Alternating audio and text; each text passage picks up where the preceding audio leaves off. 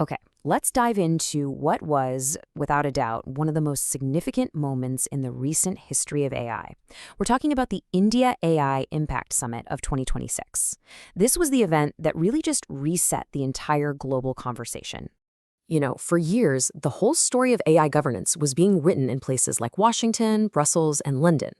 It was a conversation that was pretty much dominated by a handful of wealthy nations. But then, in February 2026 in New Delhi, the script got completely flipped. And that question you see on your screen, it stopped being a what if and became a reality. To really appreciate just how historic the Delhi summit was, we've got to look at the journey to get there. It's a pretty fascinating story, actually, and it all happened in just over 2 years.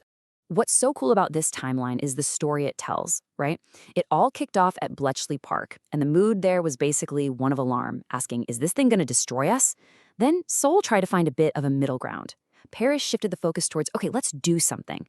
But it was Delhi that really completed the journey by asking the most important question of all. What impact are we actually having, and who is it for?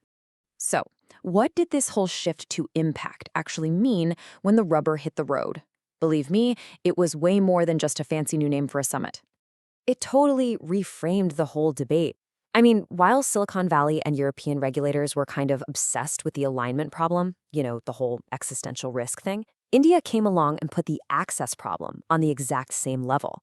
They argued, and pretty convincingly, that the more urgent question is whether, say, a farmer in Bihar or a nurse in Brazil will ever even get their hands on these tools to make their lives better. And yeah, this slide just lays it all out, doesn't it? The conversation literally went from these abstract doomsday scenarios to real-world uses in things like healthcare and agriculture. It moved from just talking about regulations to actually measuring how it helps people. And, maybe most importantly, what used to be a monologue from the global north finally became a real dialogue with the global south sitting at the head of the table. Which brings us to the big question. Why India? How was it so perfectly positioned to host this absolute game changer of a summit? Well, it was no accident. This was a very deliberate, very strategic move. Think about it. For 3 years, all these crucial conversations were happening in wealthy countries that, make the technology. By bringing everyone to New Delhi, India just shattered that pattern. It made sure that the challenges facing most of the world's population, things like language diversity or healthcare access, were no longer just footnotes. They were the main event. And India brought this incredible combination of assets to the table that no one else could really match. We're talking about the sheer scale of its population, a gigantic pool of talent, and a digital public infrastructure, the India Stack, that was already proven to work with things like the UPI payment system. You add strong government support and a democratic framework to that mix, and, well, you've got the perfect host for a summit that's all about inclusive AI. Now, this right here gets to the absolute core of the new idea India offered the world. Instead of the super expensive, closed-off, mostly English-speaking models coming out of Silicon Valley, India championed a whole different approach. AI that's affordable, that respects the country's control over its own data, and that is built from the ground up to work for billions.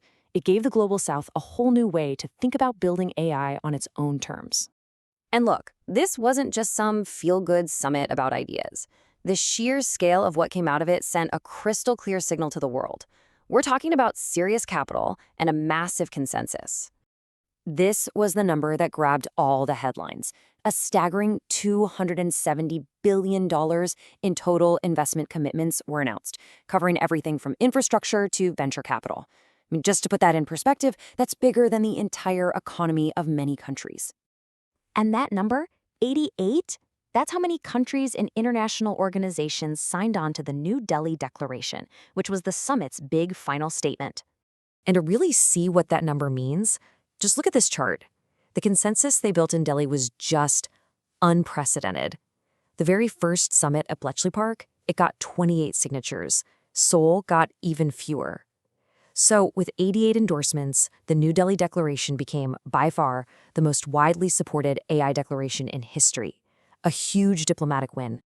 Okay, so it sounds pretty amazing, right? But let's be real, an event this massive is never going to be perfect. And to get the full picture, it's really important to look at some of the challenges and the criticisms that came up.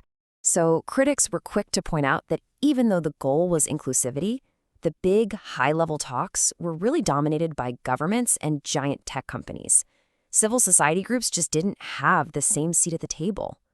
There was also a pretty noticeable lack of women in leadership roles, and there were some serious logistical problems, long lines, security lockdowns, that even led to a public apology from the IT minister. But here's the thing.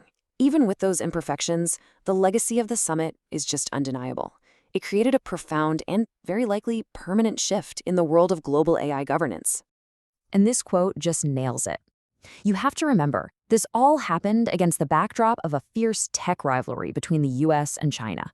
And what did India do? It brilliantly carved out a third path. It built bridges between the two sides and just confidently said, nope, we're not picking a side. We're doing this our way. It was a masterclass in multi-alignment. So at the end of the day, India didn't just host another conference. It set a completely new benchmark. By hosting, by chairing, and by shaping the entire agenda, India literally injected new ways of thinking into the global conversation.